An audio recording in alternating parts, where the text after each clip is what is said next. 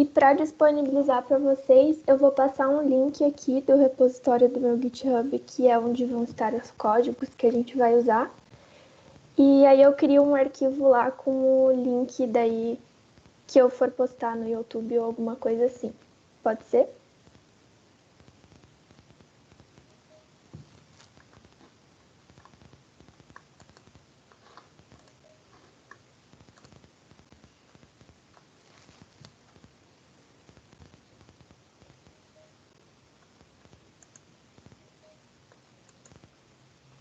Beleza, então já deu os 3 minutinhos aqui. E eu vou começar o mini curso.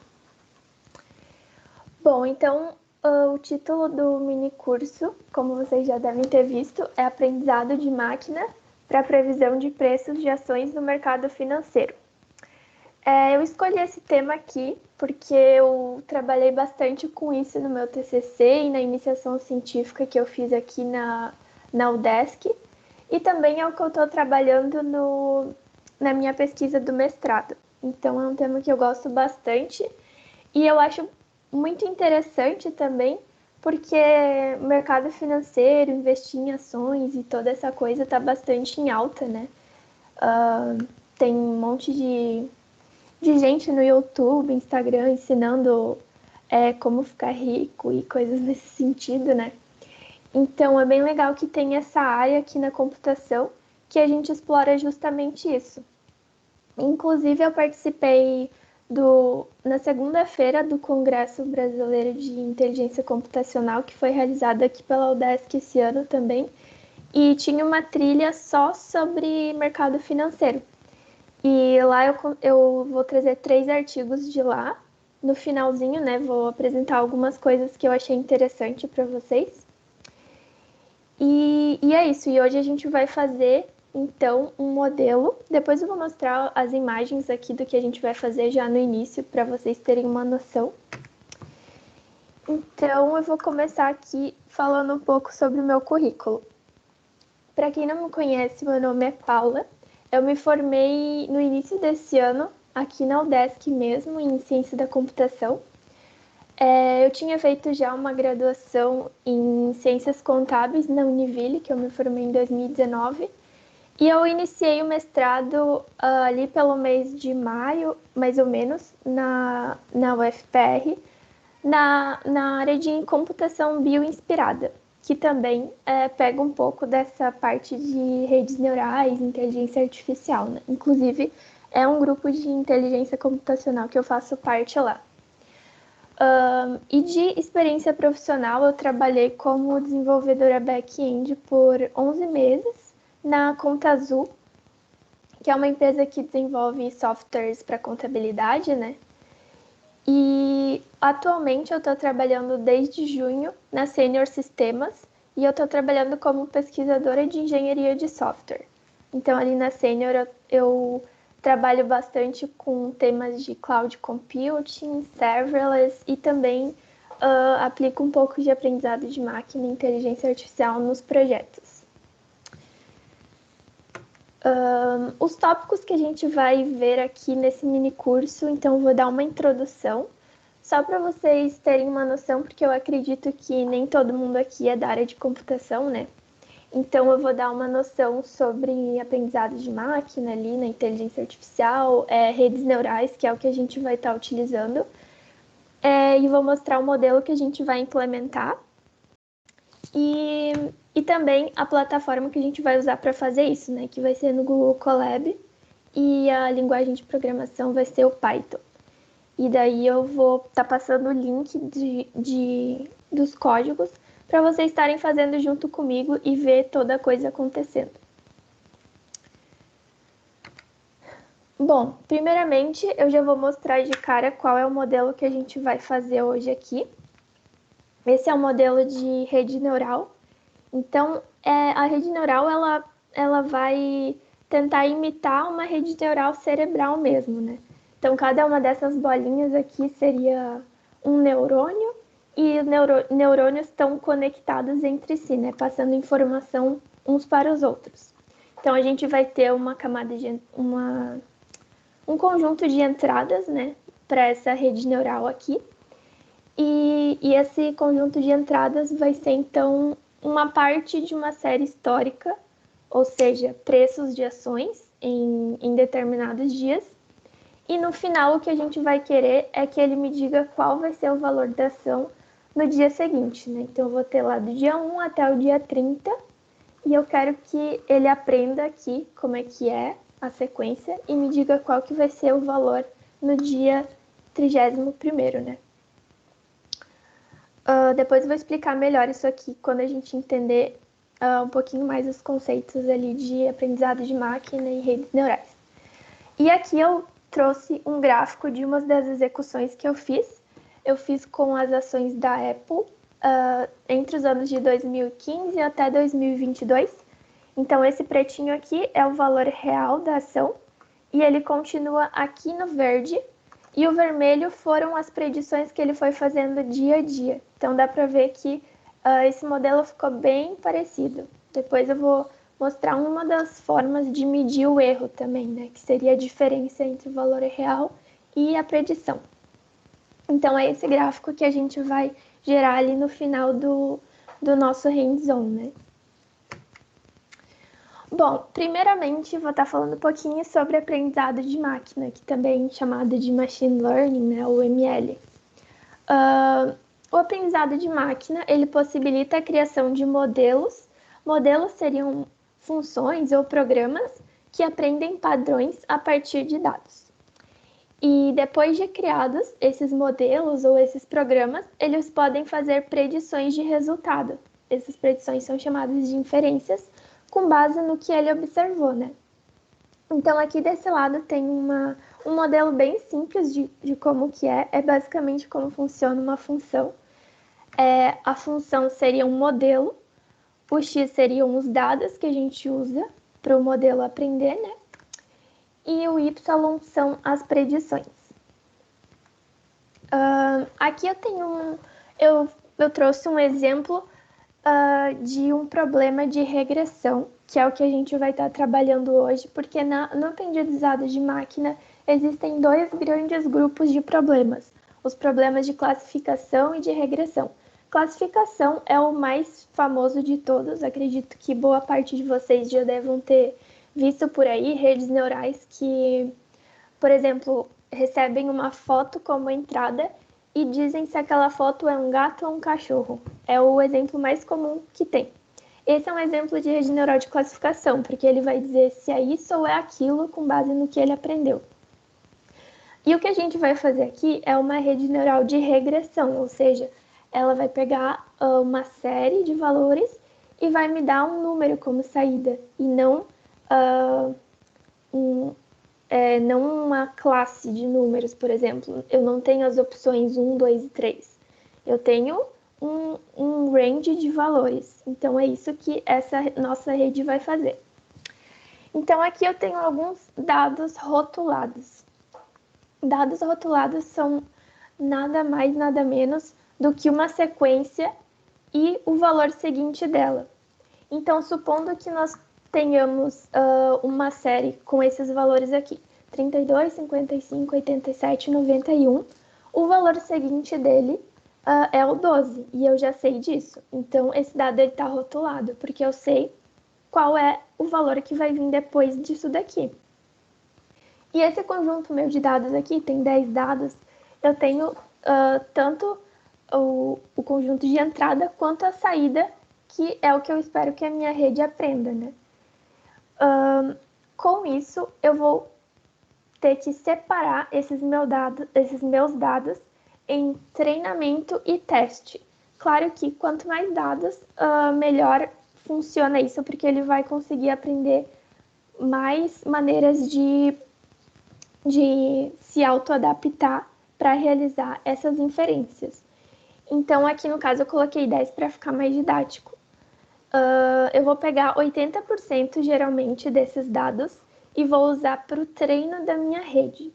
Então, a minha rede e o meu modelo vai pegar 80% desses dados e vai aprender. Assim como a gente aprende alguma coisa no nosso dia a dia, a gente vê alguém fazendo da maneira certa e tenta copiar, né? Vê o que a pessoa fez e faz igual. E é isso aqui que o modelo vai fazer também, por isso que é aprendizado de máquina. Ela vai aprender essa sequência e vai ver que o resultado é 12. Vai ver outra sequência, o seguinte é 9. E enfim, esses dados são bem aleatórios, tá? Que eu peguei aqui, por exemplo.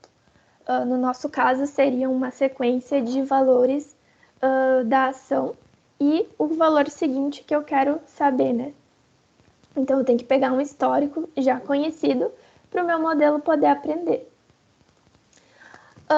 Bom, depois disso, o modelo ele vai se autoajustar, fazer uns cálculos internos. Depois eu explico melhor como ele faz isso ali, quando eu falar de redes neurais. E ele vai criar um modelo. Então, toda vez que eu der para esse meu modelo uma sequência de dados, ele, com base nos cálculos que ele tem lá guardados, ele vai me dizer qual que é o y, ou o resultado, o valor seguinte. Então, aqui eu tenho os dados de teste que são 20%, geralmente, tá? Esse 20, 80 são parâmetros, você pode escolher, mas 80 e 20 é um valor bem aceitável. Então, o que eu vou fazer? Eu vou passar para o meu modelo essas duas sequências aqui. Só que eu não vou passar o y para ele, porque eu quero que ele me diga, né? Ele já aprendeu lá com os dados rotulados e agora eu sei quais são os valores, mas eu quero ver o que ele vai me dizer. Então, por exemplo, eu vou lá e passo para o meu modelo. Ele calcula e ele diz que o y aqui dessa sequência, o valor seguinte, é 43. Só que, na verdade, era 44. Então, eu consigo calcular um erro aqui entre o que o modelo predisse e o que realmente aconteceu. Aqui já no segundo, o erro foi bem maior, né? Era para ser 2 e ele disse que foi 15. Então, temos esse erro, que é a diferença entre as previsões e a realidade. O nosso objetivo, quando a gente vai criar um modelo, é que o erro seja o mais próximo de zero possível, né? Que aí a gente vai estar criando um modelo que faz a predição de acordo com o que está acontecendo. Bom, agora eu vou falar um pouquinho de redes neurais artificiais, que são um desses modelos de aprendizado de máquina. Ela é uma analogia com as redes neurais cerebrais. Então, aqui desse lado direito, a gente consegue ver um neurônio que existe no corpo humano mesmo. E embaixo é um neurônio artificial, que é a analogia que a gente usa. Então, o que a gente faz aqui? Cada neurônio vai ter entradas para ele. Essas entradas, elas vão ter pesos, vão ser multiplicadas por um valor. E no final, eu vou fazer um cálculo aqui e vou somar esses valores de alguma maneira. Somar, multiplicar, enfim, de acordo com algum cálculo que é a própria rede que vai fazer esse cálculo. E depois ela vai passar, esse valor passa por uma função de ativação e eu tenho uma saída. Esse é basicamente o que ele faz. E existem vários tipos de redes neurais. Existe o Perceptron, que são uma das primeiras redes neurais. Tem as redes neurais convolucionais, que também estão bastante em alta, principalmente para problemas de classificação. E tem as redes LSTM, que se chamam Long Short Term Memory, que são as redes que a gente vai usar. Eu não vou entrar em muitos detalhes dela, mas é uma rede que está sendo muito utilizada para esse problema de regressão e predição de valores em séries temporais, porque ela tem um mecanismo que consegue guardar melhor valores passados. Então, no caso de séries temporais, a gente tem uma dependência relativamente forte de valores que aconteceram há um tempo atrás. Aqui, então, eu tenho um exemplo de uma rede neural. Essas bolinhas aqui, elas são os neurônios. Esses neurônios aqui são representados por esses círculos, essas bolinhas. E esses círculos, eles são interligados entre si e com a entrada e com a saída por meio dessas arestas. E essas arestas que são o mais importante da rede, digamos assim, porque elas vão conter pesos. Então, eu tenho uma entrada, a nossa aqui, por exemplo, vai ser os preços das ações. E eu vou pegar essas entradas e vou multiplicar por valores aqui que vão ser ajustados por essa rede neural. Ela vai ajustando ao longo das iterações dela automaticamente de acordo com aqueles rótulos que a gente colocou para a base de treinamento. Então, eu tenho uma entrada aqui e uma saída. Ele vai treinar o modelo dele para que os pesos que estão multiplicando essa entrada e multiplicando aqui entre si, eles façam um cálculo em cima dessa entrada de modo a que a saída seja aquela que eu rotulei. Então, ele vai lá, multiplica, atribui pesos para essas arestas e consegue. Então, eu tenho uma sequência de números e esses valores que eu atribuí para os pesos está me dando a saída de um dado lá que eu coloquei para treinar. Agora ele vai usar outro dado e já não vai dar certo. Então ele vai ter que se autoajustando para que o máximo de valores que ele colocou lá para os dados de treinamento sejam corretos, né? E depois disso, daí a gente que o modelo está treinado, ou seja, ele atribuiu pesos para essas arestas, a gente consegue fazer as inferências, né, e os testes, para ver se com outros valores, os quais ele não tem acesso ao resultado verdadeiro, se ele consegue predizer com bastante acurácia.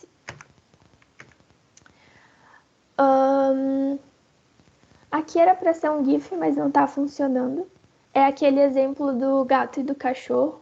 Então, quando eu coloco uma foto aqui nas redes neurais de classificação, ela vai ajustar, vai transformar a imagem, claro, em um formato que a rede neural consegue trabalhar e vai ajustar os pesos para saber quando é um cachorro e quando é um gato e dá como sair daqui. Bom, agora eu vou explicar um pouquinho para vocês sobre o modelo que a gente vai implementar. Mas antes disso, eu quero perguntar se alguém ficou com alguma dúvida, se quer que eu explique melhor alguma coisa, porque a partir daqui é como se vocês já tivessem entendido.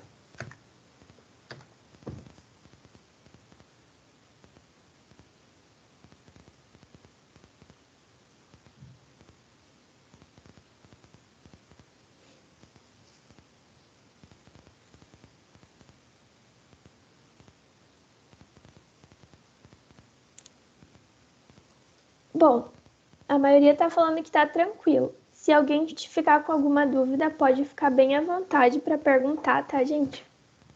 Se não estiver entendendo qualquer coisa, é super normal. A primeira vez que eu vi esse assunto, eu também fiquei meio perdida. Então, é normal que a gente não entenda de primeira. Eu não tenho problema nenhum em explicar de novo. Então, podem ficar bem à vontade. Agora eu vou mostrar um modelo que a gente vai implementar camada por camada, né? Para a gente entender melhor quando for fazer lá. Essa aqui é a nossa camada de entrada, digamos assim. São os dados de entrada que a gente vai pôr para a nossa rede. Como eu já tinha dito, a gente vai pegar as cotações de uma ação. Todo dia uma ação tem um valor, né? Então, por exemplo, se eu pego a ação da Petrobras, vamos supor, hoje está valendo R$100, amanhã está valendo 101, depois de amanhã já está valendo 97 e assim por diante. Eu vou pegar para 30 dias, eu coloquei essa janela de 30 dias, mas vocês podem fazer como quiserem depois. Mas aqui a gente vai fazer com 30 dias. Vou pegar 30 dias e vou usar como a entrada para minha rede neural. Então, vou ter os valores, os preços da ação para cada um desses 30 dias. Não é necessariamente o dia 1 do mês, dia 2, tá? É só uma sequência mesmo. Agora, a minha primeira camada da rede vai ser uma LSTM, que é aquela Long Short Term Memory, que eu falei para vocês. que está sendo bastante usada na área de mercado financeiro, predição de séries temporais. E essa primeira camada a gente vai fazer com 50 neurônios. Isso é um parâmetro que a gente coloca lá. Então, vocês também podem tentar depois com outros valores. Tem outros 2 parâmetros que a gente vai atribuir aqui. O return sequence is igual a true, que significa que essa camada ela vai se retroalimentar, ou seja, as saídas dela vão entrar nela de novo. Então, é um conceito também mais complexo lá de aprendizado de máquina e tudo mais. Mas é tranquilo, é só para dizer que ela não vai só para frente, ela vai para frente e vai voltar aqui também para se autoajustar mais ainda. E um input shape de 31. Isso aqui é uma tupla, né? Então vai representar 30 é o número de entradas que eu tenho e 1 é o batch size aqui. Depois eu explico melhor o que é isso. Seria basicamente em quantas partes eu vou dividir a minha entrada ou o meu treinamento. Como a gente já vai fazer essa divisão antes, vai ser igual a 1 porque já vai estar dividida. Então, divide em uma vez só. É aquilo que está ali e pronto. Depois a gente vai ter mais uma camada de LSTM. Então, temos uma de LSTM que vai se retroalimentar. E essa aqui de LSTM, também de 50 neurônios, não vai se retroalimentar. Ela vai só passar para frente, porque a gente vai ter uma camada densa aqui. Essa camada densa é outro tipo de camada que tem na biblioteca que a gente vai estar usando. E aqui vamos usar 25 como número de neurônios dessa camada. E por fim, a gente vai ter uma última camada densa, que é a camada que ela é chamada de classificadora, geralmente, porque a gente quer que ela retorne um valor só, né? Essa camada aqui, por exemplo, vai estar retornando 25 valores. Então, todos esses 25 vão sair nessa última, que vai nos dar um valor só, que é o preço da ação que a gente quer do dia 31, do 31º dia, aliás. E todas essas camadas vão se comunicar entre todas elas, né? Passando sequencialmente, claro. Então, aqui, esse primeiro neurônio, ele vai passar os dados dele para todos os neurônios da outra camada e assim por diante.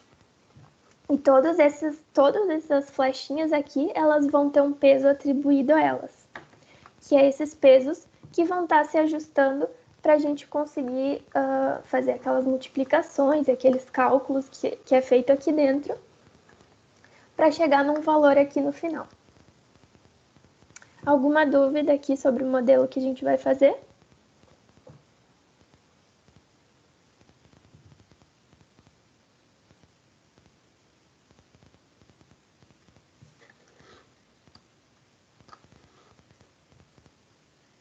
Sobre o modelo, não?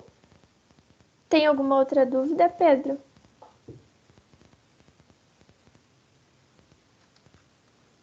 Pode falar, então.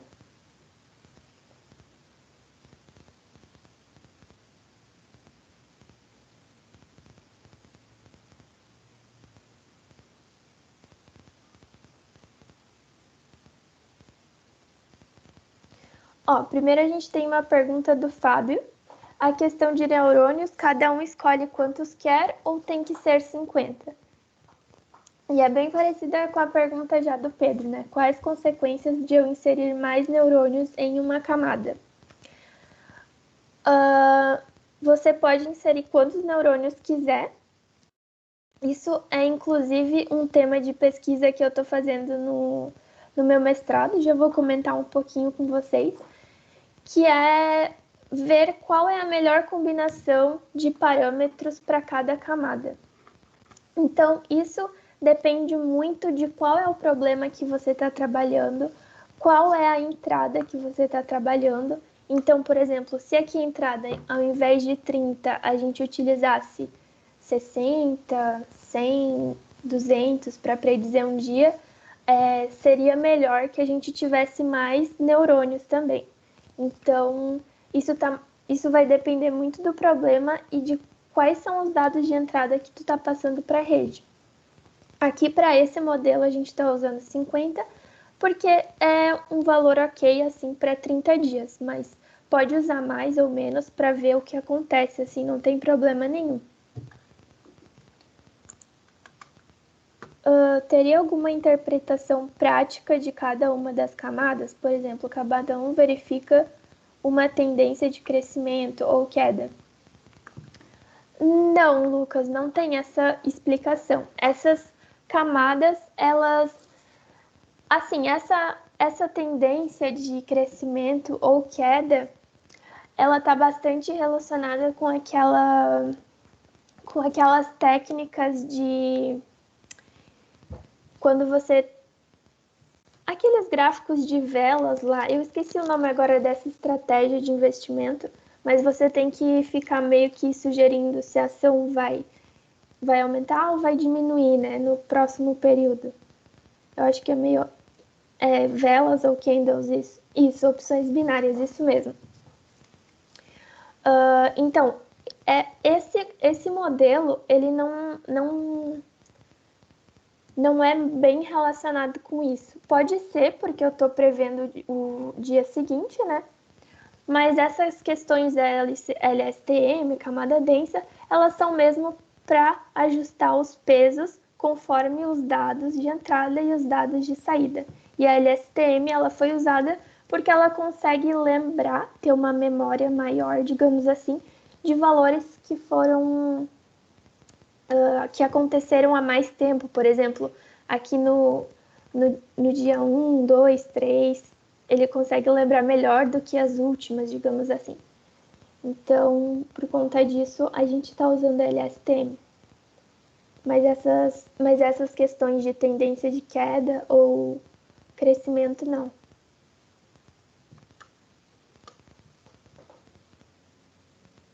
Como explicar que a rede consegue estimar o valor sem obter informações do mercado? Na verdade, a gente obtém informações do mercado, né? No caso, informação histórica. Depois eu vou falar um pouquinho sobre um artigo que faz o uso em conjunto dessa rede neural olhando histórico e ela também pega notícias dos sites de notícias e consegue fazer uma inferência se aquela notícia sobre determinada ação é boa, ruim ou neutra. E daí consegue acrescentar essas informações na predição da rede neural. Também é uma abordagem bem interessante. Mas aqui a rede consegue estimar valores sem obter informações do mercado. As informações que a gente obtém aqui são as históricas mesmo, né? Depois eu vou comentar também sobre o outro artigo que fala justamente sobre isso, né? Tipo, que parece que as ações elas funcionam de maneira aleatória, né? Então seria uma perda de tempo ficar tentando prever um valor que é aleatório. Mas depois eu explico um pouquinho melhor sobre isso. Bom, vou prosseguir aqui com essa imagem aqui, que é a imagem que a gente vai ter no final. Ela engana um pouquinho quando a gente olha de primeiro momento, porque parece que a gente vai estar prevendo todos os dias aqui, ó, do ano de 2021, né? Tipo, eu treinei até 2020 aqui e ele me disse todos os dias de 2021 certinho ali, né? Mas não é bem isso, né, gente? A gente tem que lembrar que ele pega 30 dias e prevê o dia seguinte.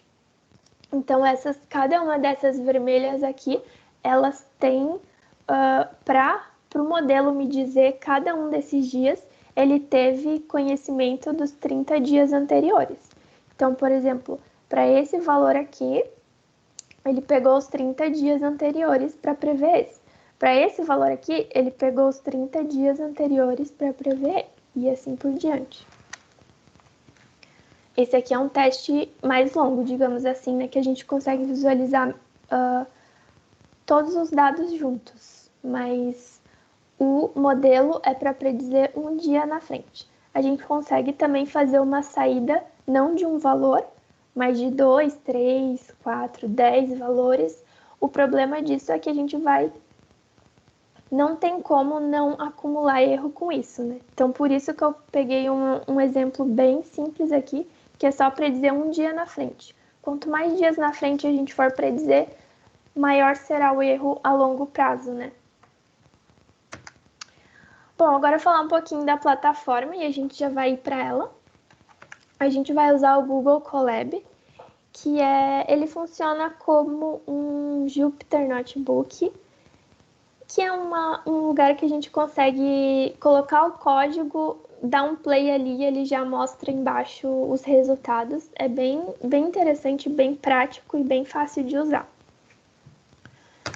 E a linguagem que a gente vai usar vai ser Python, que também acho que é uma das linguagens mais fáceis de aprender, mais tranquilas assim de entender. Eu deixei os códigos com os nomes de variáveis bem intuitivos também, então acredito que não vai ser tão complicado de vocês entenderem o que está acontecendo. E as bibliotecas principais aqui são TensorFlow e Keras, né? Que Keras depende do TensorFlow. Essas bibliotecas, elas são específicas para aprendizado de máquina, inteligência artificial e tudo mais. E também algumas bibliotecas auxiliares que a gente vai estar utilizando. Essa NumPy, que ela é muito boa para redirecionar dados e usar aqui nos modelos que a gente usa no Keras e no TensorFlow, a gente tem que ficar ajustando os dados e o NumPy ajuda muito com isso. O Pandas, ele é uma biblioteca muito boa para visualização de dados, principalmente assim, planilha Excel, por exemplo, que é o arquivo CSV, né? Ele transforma aquilo em data readers, que são formas que você consegue trabalhar muito bem com Python. Então fica bem, é muito utilizado por cientistas de dados principalmente. Esse Pandas Data Reader aqui, a gente vai usar para pegar os dados lá do Yahoo Finance. E o Matplotlib é uma biblioteca para a gente visualizar os gráficos. Mas eu vou mostrando ali conforme a gente for fazendo. E aqui eu vou deixar os links para vocês irem fazendo junto. Eu deixei o QR Code para caso alguém quisesse fazer no celular, mas é meio complicadinho assim, mas se quiserem também dá para fazer pelo celular. E esse aqui é o meu GitHub, que é onde estão os códigos. Eu vou abrir as duas telas aqui e aí vocês conseguem acompanhar junto. Quando vocês abrirem o notebook, que é esse colab.research.google.com, vocês vão abrir uma página assim. Se não fizeram um login ainda no Google, tem que fazer. Aí depois que fizerem, vai abrir uma página assim. Aí nessa página é só clicar aqui embaixo em novo notebook, que ele vai abrir um notebook em branco, né? Notebook é essa área que a gente vai estar trabalhando aqui, que eles chamam de notebook. Conseguiram, pessoal? Chegar nessa tela aqui já?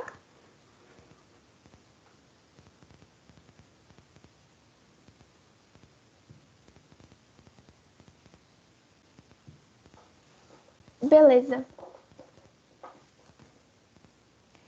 Então, e essa outra telinha aqui do lado é o repositório do GitHub. Acho que deu certo também, né? É onde estão os códigos que a gente vai colar aqui, né? Para ficar mais fácil. Eu vou explicando conforme a gente for fazendo. Primeiro, esse aqui é o modelinho que eu mostrei para vocês. E primeiro a gente vai pegar as configurações da biblioteca Pandas Data Reader, que é esse primeiro bloco aqui, ó. Dá para só passar o mouse em cima e clicar aqui do lado que ele já copia. Aí a gente pode vir aqui nessa célula e dar um Ctrl+V. Feito isso, a gente dá um play aqui. ou aperta Ctrl Enter, que ele também vai rodar o código que vocês inseriram aqui. Essas configurações aqui, elas são porque teve uma atualização aqui nesse Pandas Data Reader, que ele não está funcionando com a versão que está aqui no Colab. Então, só para a gente conseguir utilizar o Data Reader, tem que fazer essa atualizaçãozinha aqui. Aí, depois que ele terminar todos esses, ele vai pedir para fazer um restart do runtime aqui.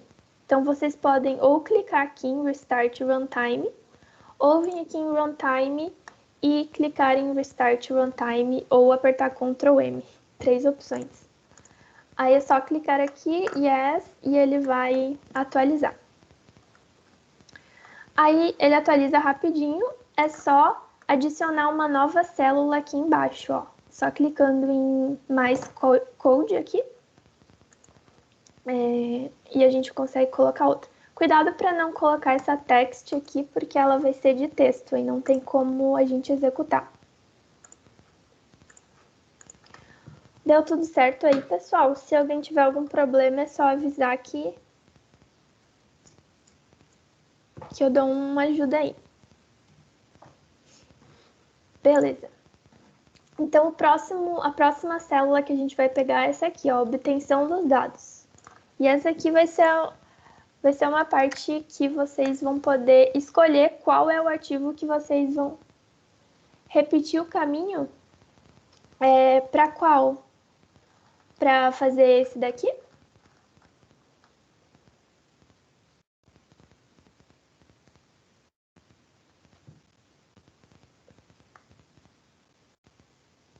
Desde o início, tu quer? Você vai pegar esse link aqui, ó, que eu vou mandar. Cola no Google, cola no browser e vai clicar em novo notebook aqui. Se essa tela não abrir por um acaso, pode fazer igual o Vinícius disse, que vinha aqui em arquivo e novo notebook. E ele já vai gerar um notebook novinho. Aí agora você vai lá no meu GitHub, que é o outro link. Esse link aqui. E se você for mais para baixo, vai ter o README aqui, que são essas instruçõezinhas aqui. Aí tu vai pegar, vão ter várias células aqui, que é as que a gente vai copiar e colar lá, tá? Lá no notebook. Daí é só copiar uma por uma. Aí eu vou fazendo junto com vocês. Aí colou a primeira e você vai dar um play aqui. Aí ele vai pedir para fazer um restart. Daí é só clicar no restart depois que ele terminar. E só isso. Aí para colar a nova célula, você vai copiar aqui e vai clicar em novo código, que ele cria uma nova célula e dá um Ctrl V. Só isso. Bom, aí vocês vão nesse site do financeyahoo.com e vocês vão poder escolher qual ação vocês querem trabalhar. Pode ser que algumas não funcionem por conta de nomenclatura, assim. Mas eu estou usando aqui a da Amazon, tem a da Apple, que é a AAPL, que também é famosa. Tem algumas aqui, ó. É só clicar aqui e pesquisar, tipo, se quiser a Petrobras, é só digitar o nome, deve ter aqui, ó, ptr4.sa. Daí você copia esse nome aqui e cola aqui dentro dessas aspas. Aí você usa a ação que você quiser de alguma empresa que tem capital aberto, né? Aí, mas se não quiser pesquisar, pode usar a Amazon aqui, igual eu.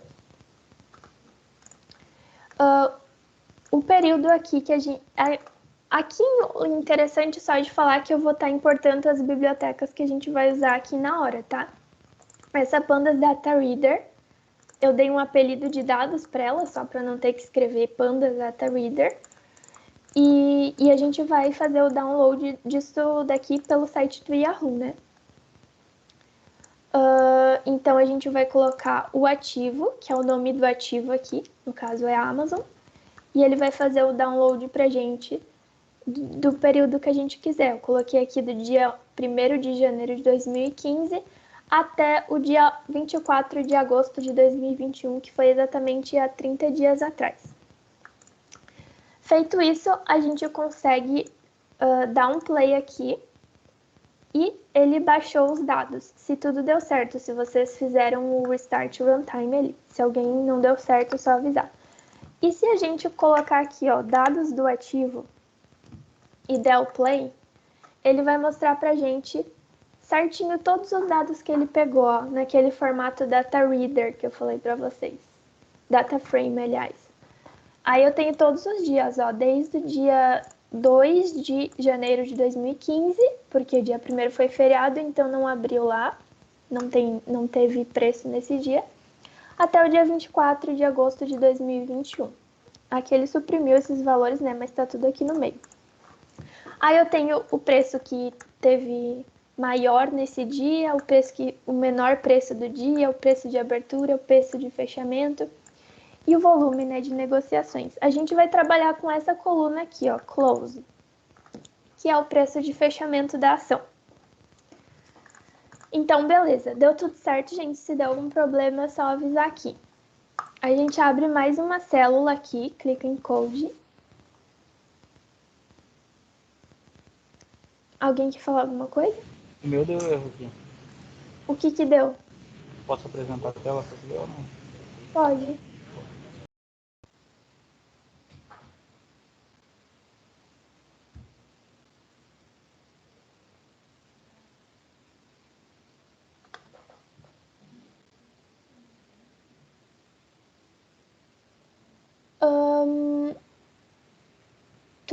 Tu fez o restart do runtime?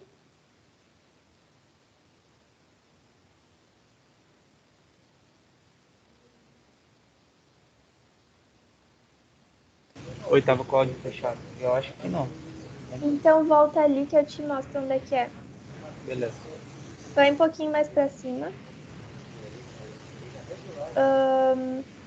Vai em... Deixa eu ver onde que é. Ambiente de execução. Isso. Agora tu vai em reiniciar isso.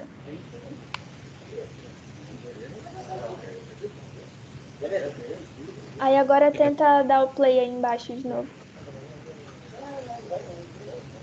Fechou. Deu Obrigado. certo? Deu. Beleza. Bom, feito isso, a gente vai pegar a próxima célula aqui, ó, que é a visualização dos dados. O que a gente vai fazer aqui? Vai usar a biblioteca de visualização de dados, que é a matplotlib. E aqui ela tá num estilo default. Se vocês É que quiserem... agora tu não tá mais compartilhando daí. Ah, Eu acho. desculpa. Eu não vi que saiu. Eu vou por aqui, só um pouquinho. Foi? Tá lá. Beleza, então o que eu fiz, vou fazer de novo, clicar em mais code para criar uma célula nova. Aí a gente vai copiar a próxima célula, que é a visualização de dados. Aí, tendo copiado, cola aqui. A gente vai importar essa biblioteca, que eu dei o apelido de PLT de novo, para não ter que ficar escrevendo isso daqui toda vez que eu for usar ela.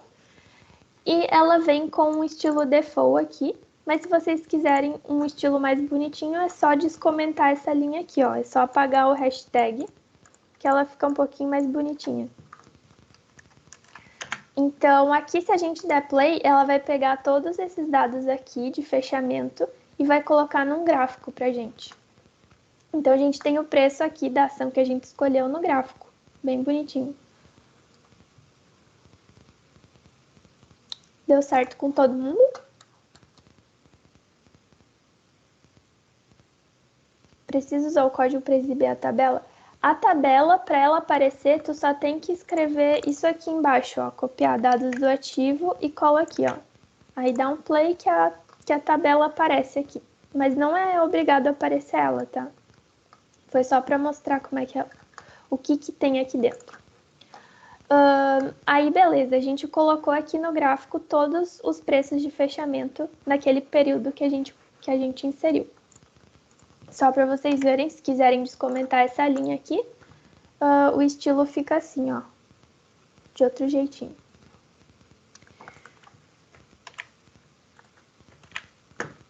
Agora, isso, e aqui vocês podem colocar a ação que quiser, vai aparecer o gráfico de qualquer uma. Agora a gente vai pegar a próxima célula, que é a preparação dos dados, e colar aqui.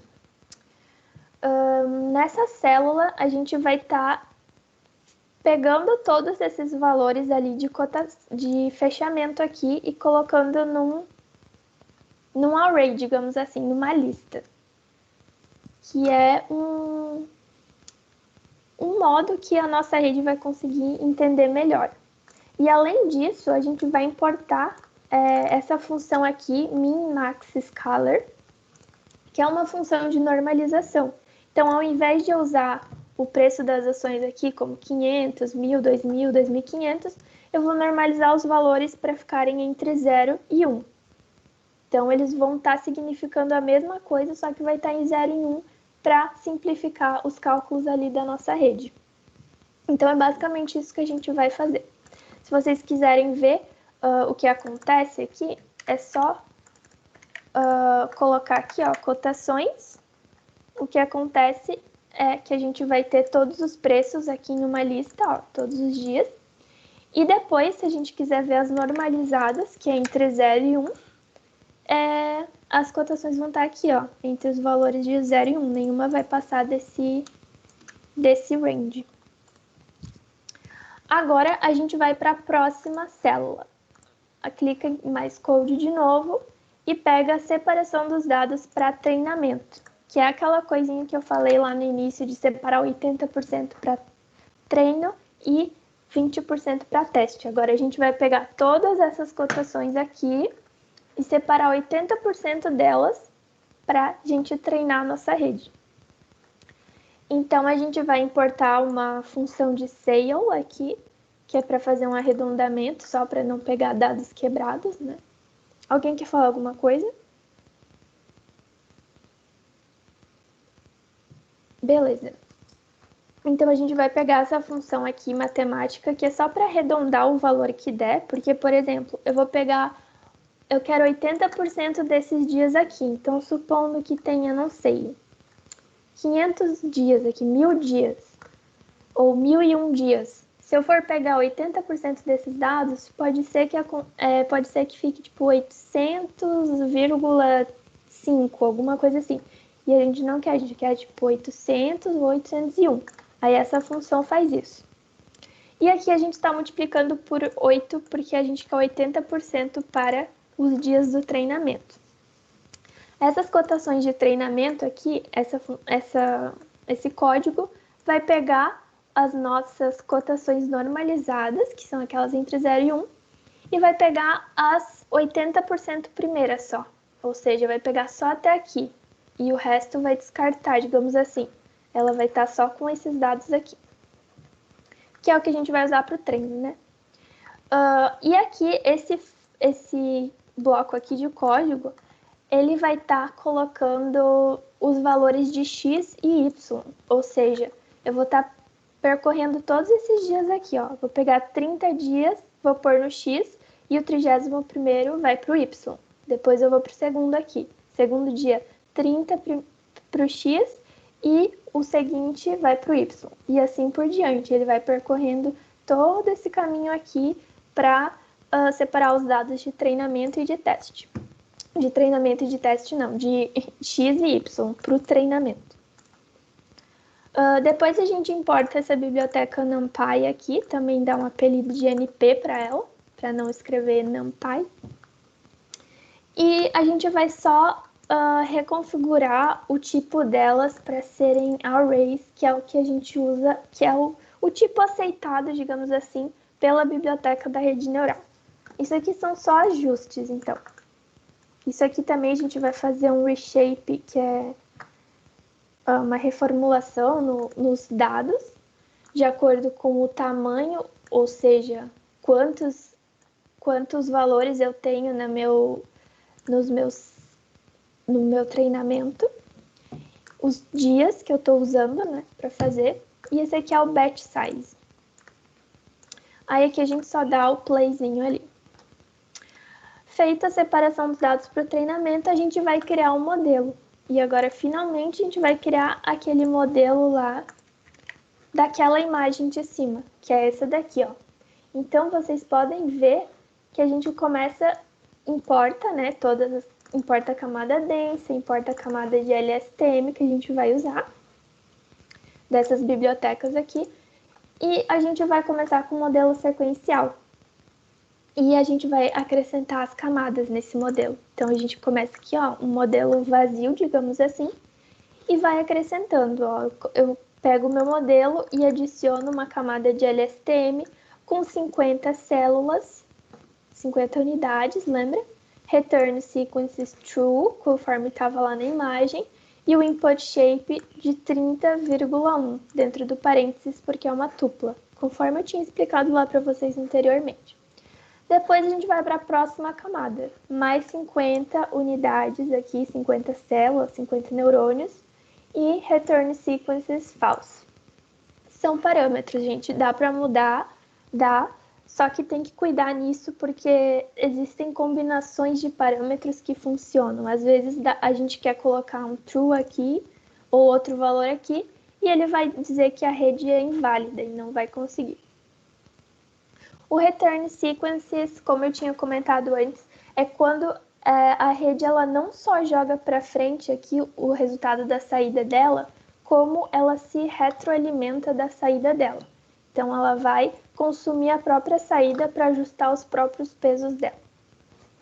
Então, a gente coloca true e nessa daqui a gente coloca false, porque se não fizer isso, vai acabar dando aquele problema de rede inválida lá, que eu comentei com vocês. E no final a gente acrescenta duas camadas densas, né? A primeira delas com 25 unidades e a última com uma unidade que vai estar dando o nosso último valor, né? E daí a gente compila o modelo. Aqui eu estou utilizando um otimizador chamado Adam e a perda, que é o erro lá que eu falei para vocês, a gente vai usar essa função aqui, mean squared error, que é o erro quadrático médio, mas tem diversas outras formas de calcular erro. Isso aqui é o que a nossa rede vai estar usando para ver se ela está fazendo as coisas certas ou não, né? Tipo, calcular o erro, daí, tá muito errado, ela vai reajustar e assim por diante. E o otimizador também ela usa para fazer isso. Existem outros tipos de otimizador e de perda. Se vocês quiserem saber mais, dá para ir lá nas documentações do Keras e pesquisar um pouquinho sobre isso. Alguém quer falar alguma coisa?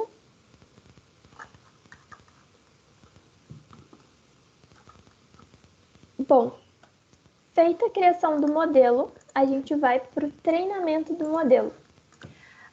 Essa aqui é uma parte mais demoradinha, mas aqui, como tem um de epoch e um de batch size, ele vai rapidinho, tá, gente? Só que quanto mais a gente colocar de épocas aqui, épocas, digamos, são as iterações. Quantas vezes ele vai ficar reajustando até ele conseguir um resultado legal. Se a gente colocar um, ele só faz uma vez. Então, se a gente colocar 5, ele vai fazer 5 vezes. Então, tem mais chance de ele conseguir alguma coisa melhor. E uma coisa interessante de falar para vocês é que todo mundo vai rodar o mesmo código, só que os resultados todos vão ser diferentes. Esse aqui pode executar. Esqueci, né? Mas todos que a gente coloca aqui pode executar. E enfim, aí aqui eu vou colocar um número de épocas igual a 1, só para ser mais rápido, mas se você quiser colocar 5, 10 ou mais, ele vai ter um resultado melhor, né, a princípio. E como eu estava falando, cada um de nós no final vamos ter um gráfico diferente. Por que isso acontece? Porque o início ali das atribuições de peso da rede neural, ele acontece meio que randomicamente. Então, ele vai atribuir uns pesos aleatórios lá e depois ele vai se ajustar de acordo com aquilo. Então, no início, cada rede inicia de uma maneira diferente. Então, não tem como... Tem como, mas é bem difícil que dois modelos sejam exatamente iguais.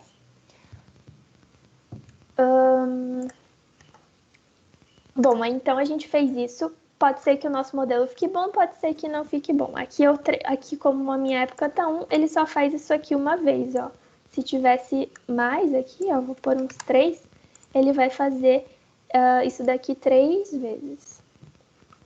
Então, a gente espera isso daqui rodar. Enquanto isso, vamos para a próxima célula. Separação e preparação dos dados para o teste. A gente copia esse bloco aqui. E nesse bloco a gente vai estar já separando o que a gente vai testar, que são aqueles últimos 20% lá do nosso gráfico. Lembra que a gente pegou 80% para o treinamento?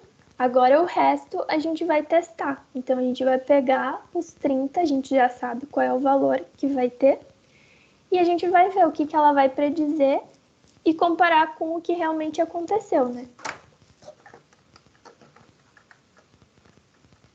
Então, aqui já está acabando, ó, as 3 épocas que eu coloquei. E tem que sempre esperar ele acabar aqui. Esse processo aqui é o mesmo do treinamento, tá, gente? A gente vai ter que separar o X e o Y, só que aí, no caso, agora é para teste.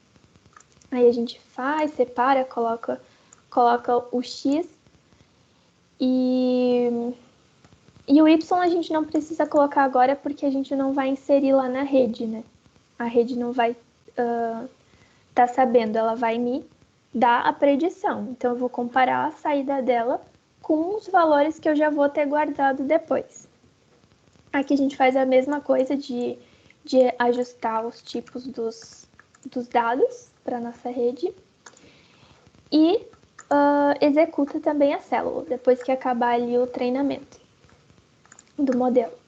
Agora, a gente vai pegar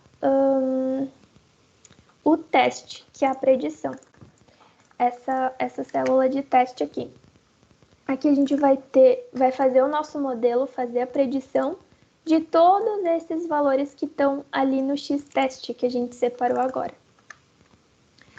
E ele vai fazer esses valores, lembram que a gente pegou e colocou todos aqueles dados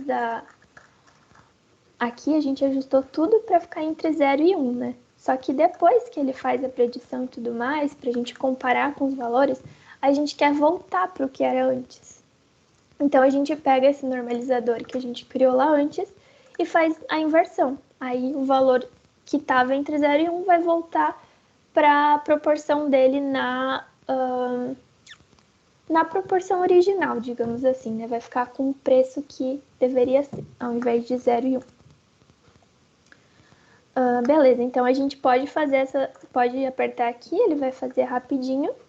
E as nossas predições já estão aqui nessa variável chamada predictions. Sempre que vocês tiverem curiosidade de ver o que tem, é só pegar a variável, escrever aqui embaixo, que ela vai mostrar, tá? Ó, aqui tem os valores todos.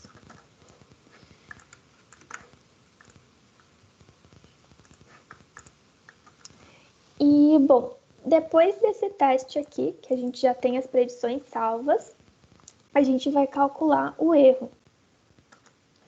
Para o cálculo do erro,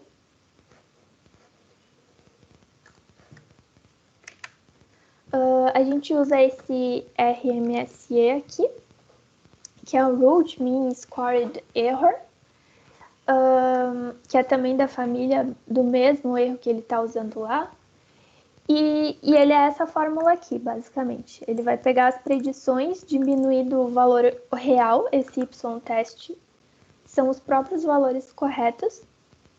Aí a gente faz, coloca elevado a 2, tal, pega a média, faz a raiz, e aí a gente tem o valor de RMSE. E aí, se a gente der o play, a gente vai ver aqui, ó. O meu modelo já tô vendo que não ficou muito bom, ele ficou com erro bastante alto. Mas isso vai variar, o de vocês pode ter ficado melhor ou pior, por conta daquelas coisinhas que eu comentei anteriormente. E agora, chegou a hora de a gente ver o que aconteceu.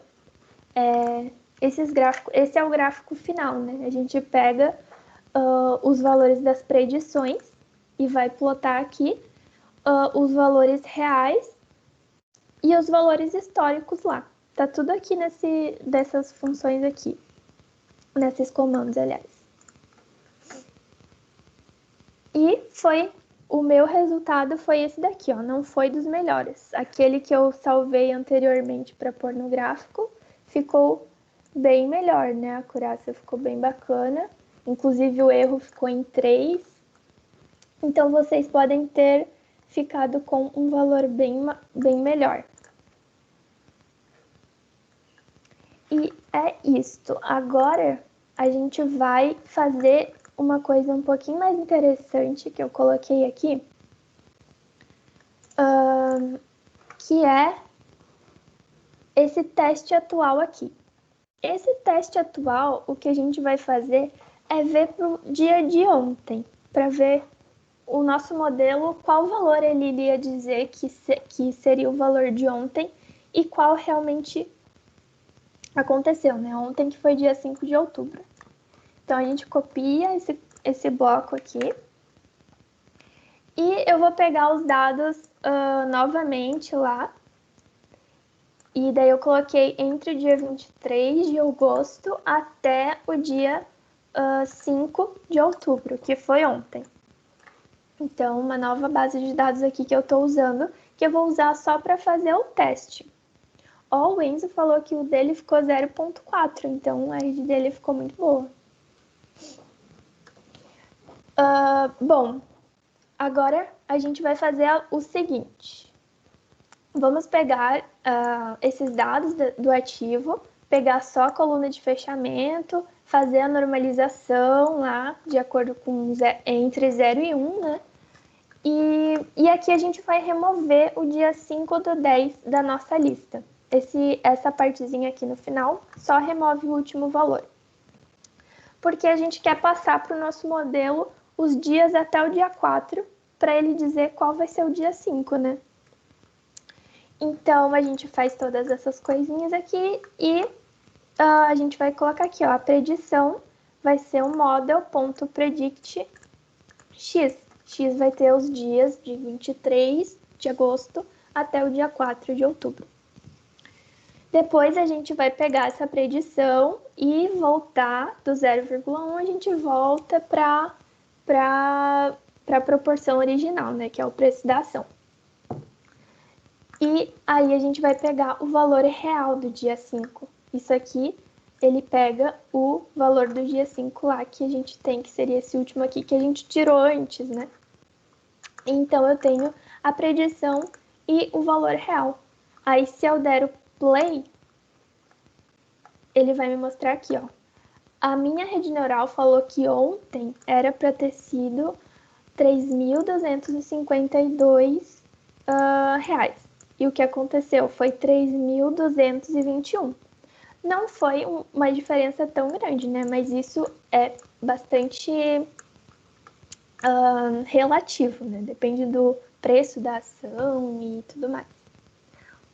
E daí, se a gente quiser ver lá os dados mesmo para comparar, para ver como é que estava sendo a sequência, né? E ver como é que foi o nosso modelo, a gente vem aqui no Close e daí vai vendo, ó. Lá no dia 23 de agosto estava em 32.065, daí foi indo, foi 35 mil, depois foi para 34 mil, foi indo, 31 mil, e no dia seguinte, ó, de 3.189, aliás, estou falando errado aqui, foi para 3.221. Então, ele aumentou um pouquinho aqui, e a nossa rede, a minha pelo menos, conseguiu ver que ele ia aumentar, só que daí ele colocou 3.252, foi 3.221. E é isso. Alguém quer comentar qual foi o valor que ele falou que ia ficar e qual que ficou? A predição e o valor real, né? Podem postar aqui também pra gente ver.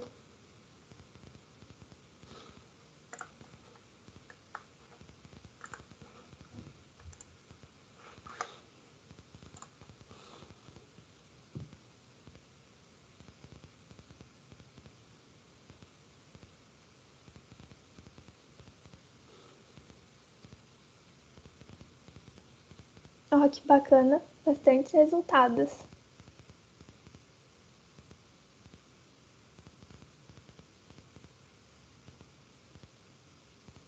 Show. Dá para calcular o erro também com aquela equação de erro depois.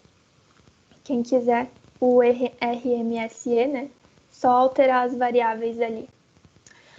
Bom, agora eu vou pro... Alguém ficou com alguma dúvida? Não conseguiu fazer alguma coisa? Eu posso voltar ali. Daí, se vocês não quiserem, eu já comento sobre esses 3 artigos aqui para a gente finalizar.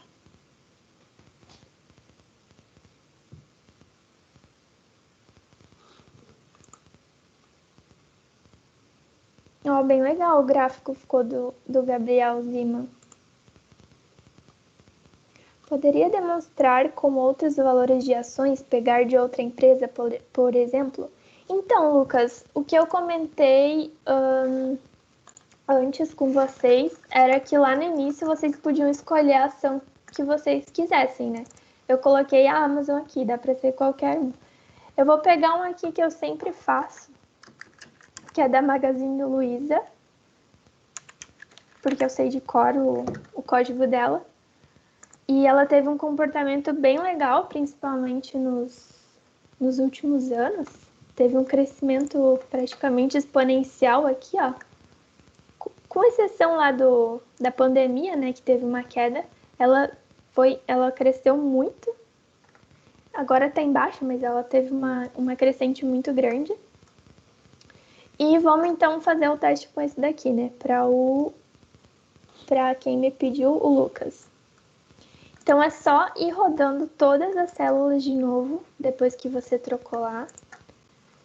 Aqui eu vou colocar um para ir mais rápido. Ele vai treinar o modelo com esses novos dados. Aqui também vocês podem mudar. Tudo que eu coloquei 30 é porque eram 30 dias. Então, se quiserem fazer com 60 dias, 100 dias, talvez melhore, aumentar o número de camadas, diminuir. São vários parâmetros.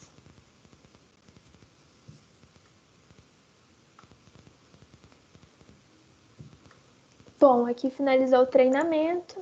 Daí a gente faz a separação dos dados, faz o teste, calcula o erro. Ó, agora o meu erro ficou 1,87, ficou bem melhor.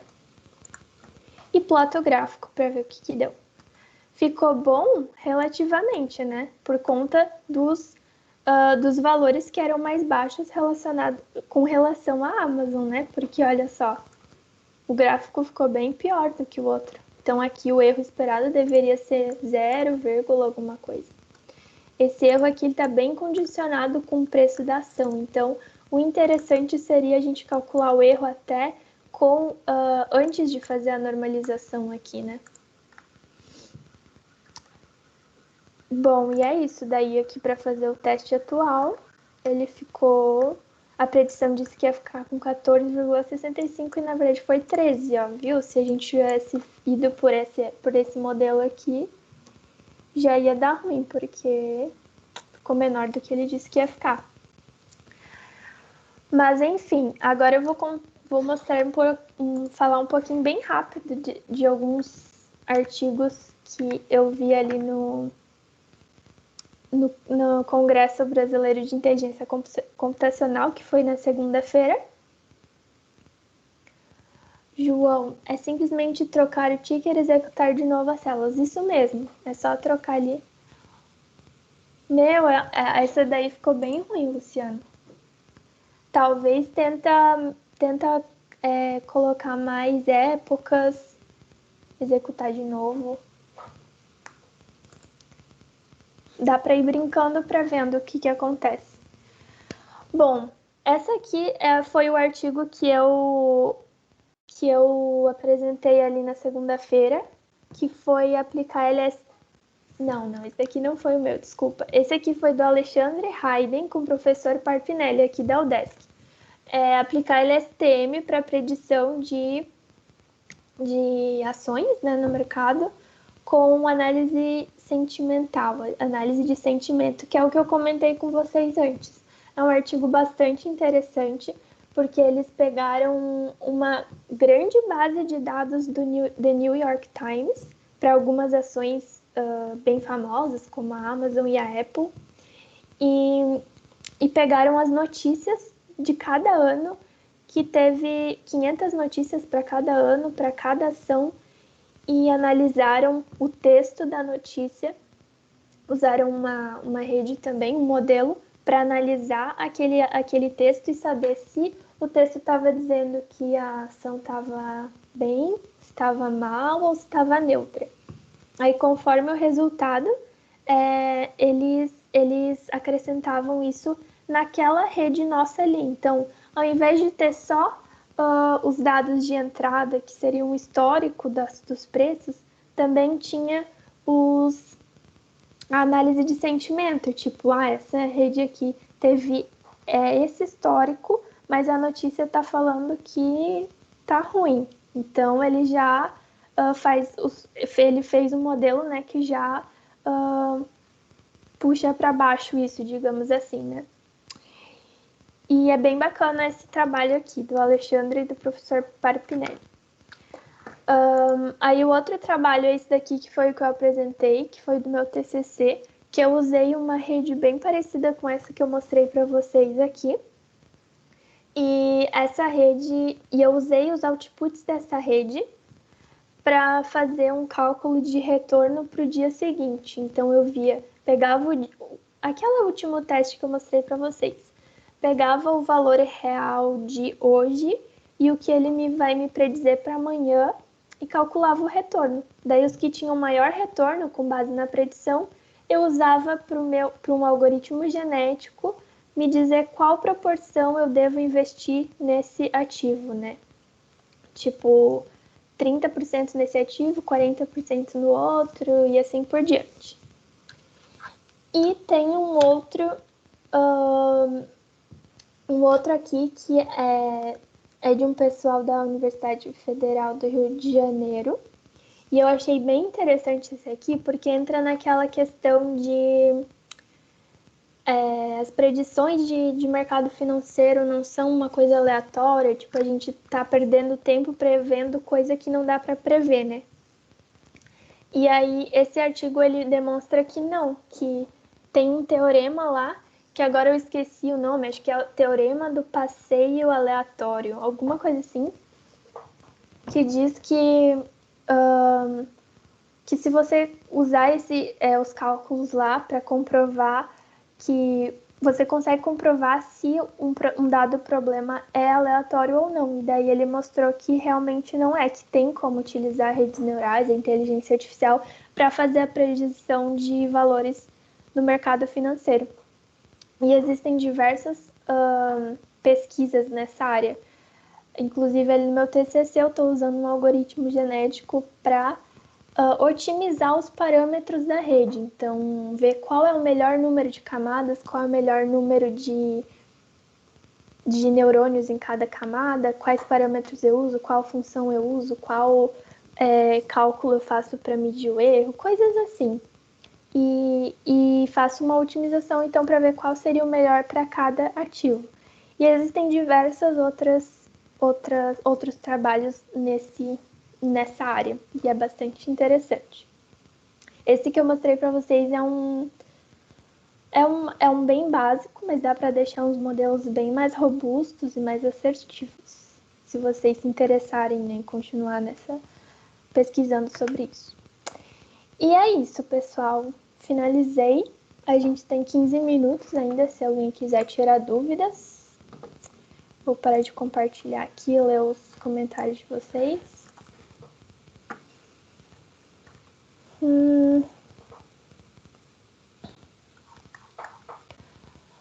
Nós atualizamos as bibliotecas no início. Essas atualizações continuarão nos outros notebooks? Não, Guilherme.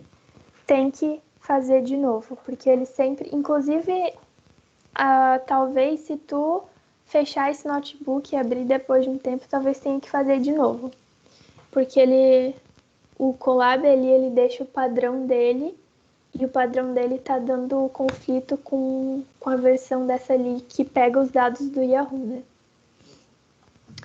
Agora o Henrique. O interessante desse trabalho do Alexandre e do professor Rafael é que a sentimentalização das notícias permitiu que o modelo previsse com precisão vários dias no futuro.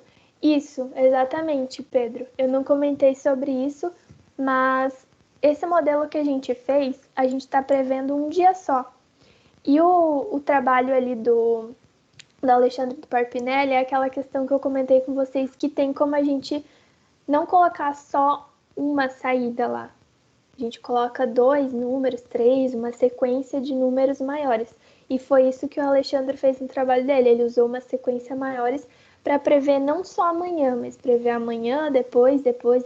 Ele consegue fazer uma predição de tendência mesmo. Você indica algum curso para dar continuidade aos estudos de Machine Learning? Olha, eu vou colocar alguns junto os links de alguns cursos que eu acho bons lá nesse meu GitHub ali que eu mandei o link para vocês. Aí eu vou colocar tanto o link do vídeo quanto o link de cursos para vocês se aprofundarem mais e o link dos artigos, desses 3 artigos que eu comentei aqui também, para quem tiver mais interesse. Esse teorema funciona com criptoativos? Sim, eu vou colocar o link o link desse trabalho ali, o terceiro, e daí ele explica certinho como é que faz o cálculo e tudo mais. Dá para aplicar a qualquer série temporal para ver se é aleatório ou não. Para quem está iniciando, o Kaggle é interessante? Sim, é bastante interessante. Eu tenho vários amigos que utilizam isso, inclusive dá até para você fazer ranqueamento lá dentro, né? Dá para conseguir oportunidade de trabalho e tem cursos e tem desafios que dá para você aprender várias coisas. Tem todo tipo de exercício lá, então tem de regressão, tem de classificação, tem bastante coisa, é bem bacana. Qual a diferença entre o LSTM e o DENSE? O LSTM é uma camada que ela é mais usada quando você quer que a tua rede ela preste mais atenção, entre aspas, em dados mais antigos. Porque geralmente as redes elas dão mais preferência assim, para os dados mais recentes, né? Que é o que faz mais sentido, inclusive. Só que, ao mesmo tempo, quando a gente está trabalhando com o mercado financeiro, a gente não quer deixar tão de lado assim os históricos mais antigos. Então, o que a gente acaba fazendo é usando LSTM para dar mais peso mesmo para observações mais antigas. Você já ouviu falar do Jovian? Não, nunca ouvi falar desse, Victor.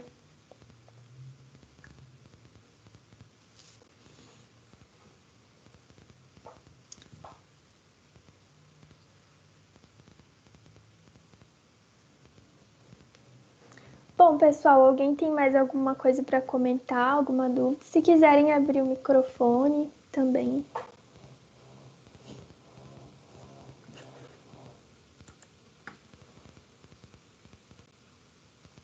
Oi, Paulo, é Joselito. Eu não sou especializado nisso aí. Eu perdi o caminho, eu não quis atrapalhar, o pessoal está bem mais rapidinho que eu. Quando você foi lá colando as partes, né, a primeira parte, beleza, mas a segunda ali, onde ele lê os dados da Amazon, você alterou alguma coisa em relação ao código que você disponibilizou? Não. Não roda, ele dá erros. Quer compartilhar aí pra gente ver? Pode ser. Uhum. Eu vou já encerrar a gravação aqui, pessoal. Ok. Tá aqui, né?